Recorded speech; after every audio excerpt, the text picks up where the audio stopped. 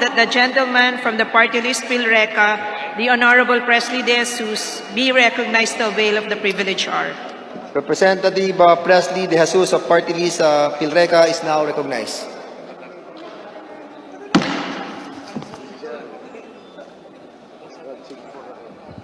Good afternoon, Mr. Speaker, and my fellow congressmen and women.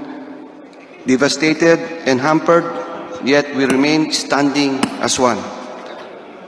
225,965 out of 970,464 families in 1,819 barangays across Region 3, Region 5, Region 7, and CAR were severely affected by the impact of the recent typhoon which touches our country.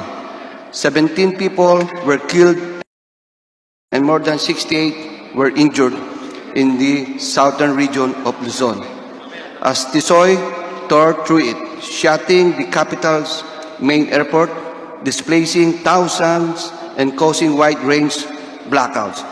Honorable Speaker, my dear co-legislators and guests present here today, good afternoon.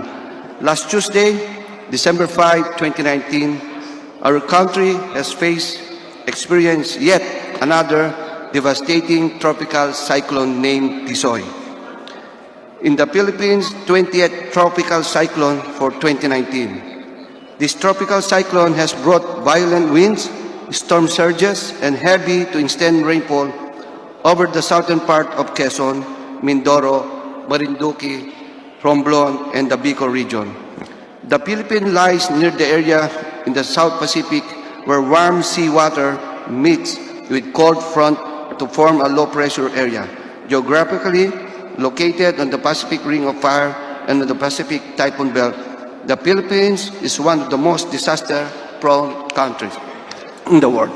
With its geographical location comes a great responsibility for the government to enable the country to stand up for the endless falls.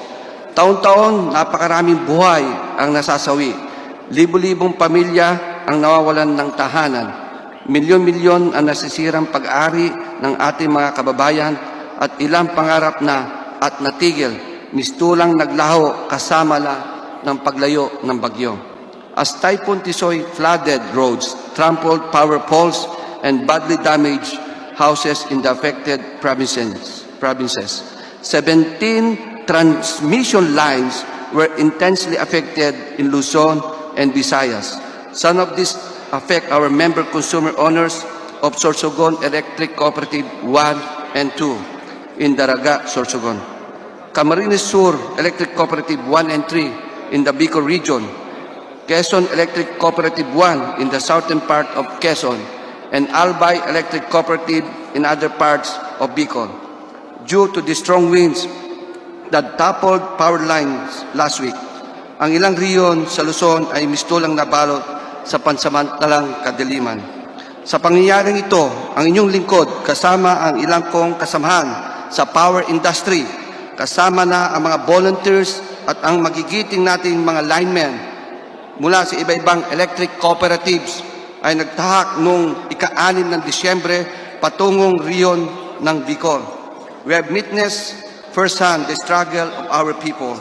PHILRECA, or the Philippine Rural Electric Cooperative Association, together with the One Electric Cooperative Network Foundation, Incorporated, and the National Electrification Administration, spearheaded the Power Restoration Rapid Deployment Task Force, or what we call PRRDPF, the electric cooperative's own version of Bayanihan.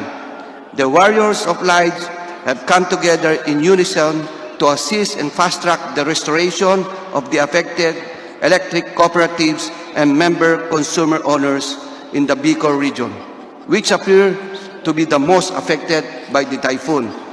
Consisting of more than 100 of warriors of light are the electric cooperatives across the island of Luzon, from Rural Electric Cooperative Association in Region 1, Northeast Luzon Electric Cooperative Association, NELECA, Central Luzon Electric Cooperative Association, CLECA, and the Association of Southern Tagalog Electric Cooperatives, ASTEC, who sent their crew to help in the restoration effort.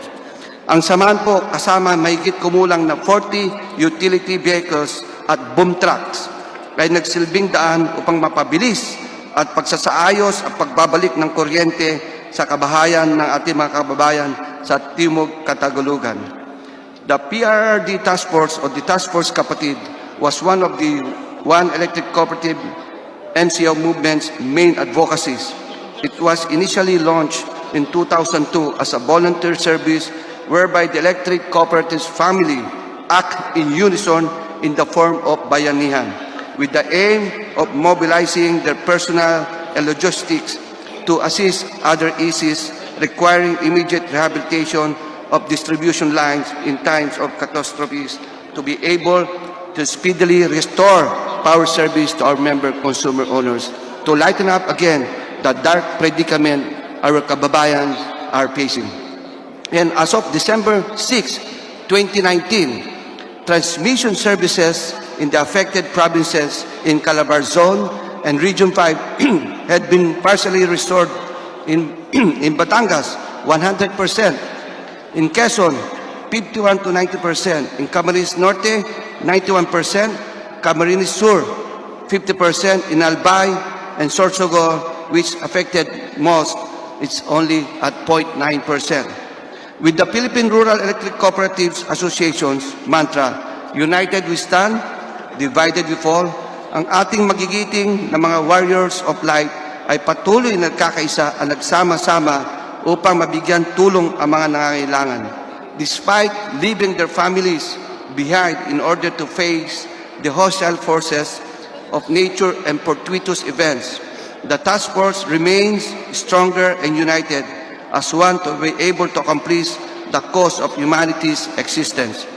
Kung maaari lang po, kahit sila ay wala rito, sabay-sabay po natin palakpakan ang ating mga kababayan na patuloy na inaalay ang kanilang buhay at oras upang muli mabigyan buhay at liwanag muli ang mga pangarap ng munti nating bansa. Bago ko po tapusin aking talumpati, nais ko po muli ipaalala ang pagbibigay ng nararapat na pondo para sa Electric Cooperatives Emergency and Resiliency Fund or ECERF.